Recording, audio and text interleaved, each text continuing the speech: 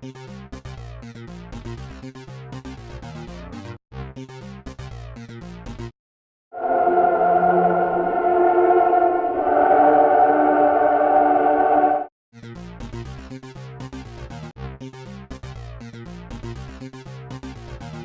name is Joan Burkepile, and I work at the High Altitude Observatory. I study the sun's atmosphere, the solar corona. I study solar activity. I study how the sun's atmosphere changes over the solar cycle. I work with the data from the Mauna Loa Solar Observatory. I'm responsible for quality control, to make sure the instruments are working right, make sure the data is properly calibrated, and then I also get to use the data.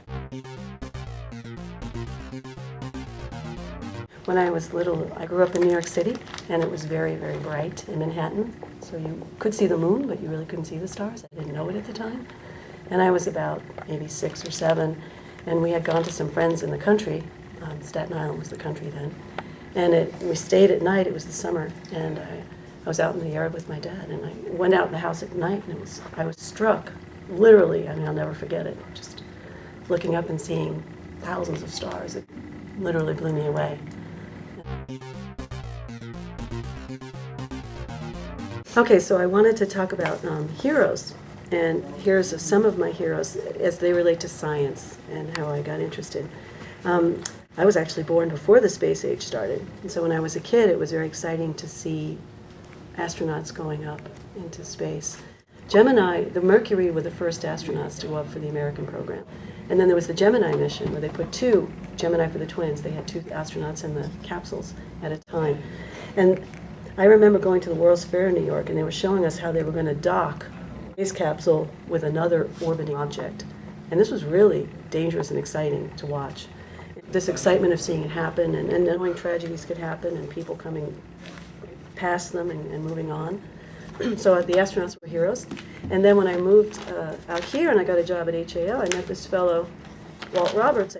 He was the nicest guy in the world, interested in everything everybody was doing, told you very little about himself. And then I found out that he actually started the place. Today there are improved coronagraphs at the High Altitude Observatory at Climax, Colorado, under the direction of Dr. Walter Roberts. He was just an incredible guy, very warm, very dedicated. He could talk anybody into supporting science, and he did. He really kept the place going. My other hero, scientifically, is Art Hundhausen. I worked for Art for about 25 years. I wasn't impressed by him originally because the first time I saw him talk, it was so clear and it flowed so smoothly. I remember thinking, well, that was simple. Like, who couldn't do that? And then you realize he's talking about incredibly complex topics, and he just puts them together in such a way it makes it look, they say make it look easy. He made it look easy. My name is Leonard Sitongia. I'm an associate scientist here at the High Altitude Observatory.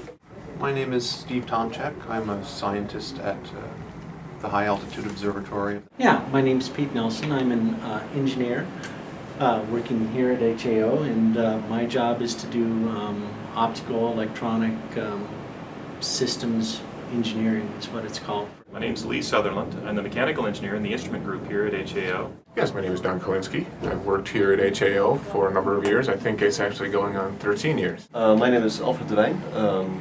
I work here at HAO on various things. Mostly I'm working on spectropolarimetric data.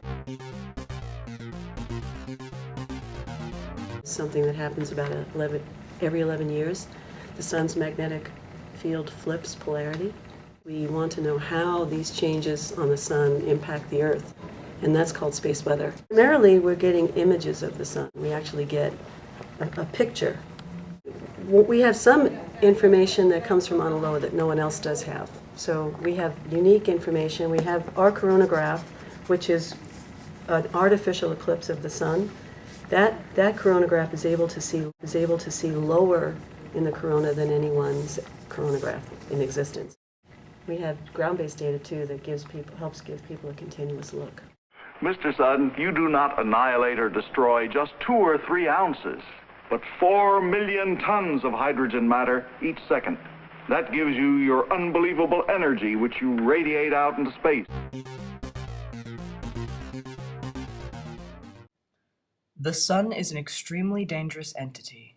Its radiation and plasma shoot out towards the Earth. Luckily, the Earth has its own defenses, the magnetic sphere.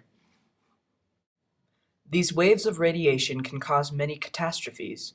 Satellites can shut down and fall to the ground. Cities can have major blackouts. Cell phones lose their signals. Airplanes lose all of their navigational instruments.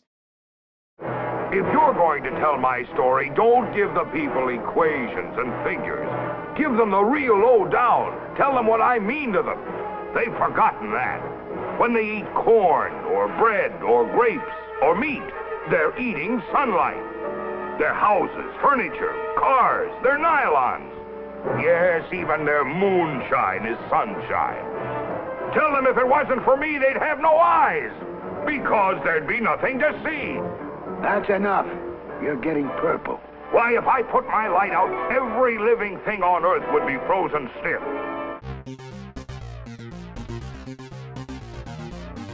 By putting these images together, you get more of a complete picture of from the very low corona where solar activity is starting, which is what we can see, out farther into the corona and see how the things are moving and whether or not they're going to hit Earth. And then the other thing is our coronal magnetic field imager. So we have a coronal magnetograph.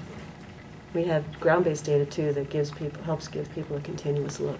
Data that looks at the sun's chromosphere, so it's the low atmosphere, but it shows you magnetic structures. Those data are pretty much only from the ground, because you can do it easily from the ground. But then you want a whole network. You want to be able to see the sun continuously. Once Joan receives the coronagraph data, she uses it to plot and show patterns. With these patterns, she can determine discrepancies and predict space weather. Thanks for all the radiant riches you shower down upon us. Thanks for our eyes and all the glories we behold. Now you're cooking with sunshine.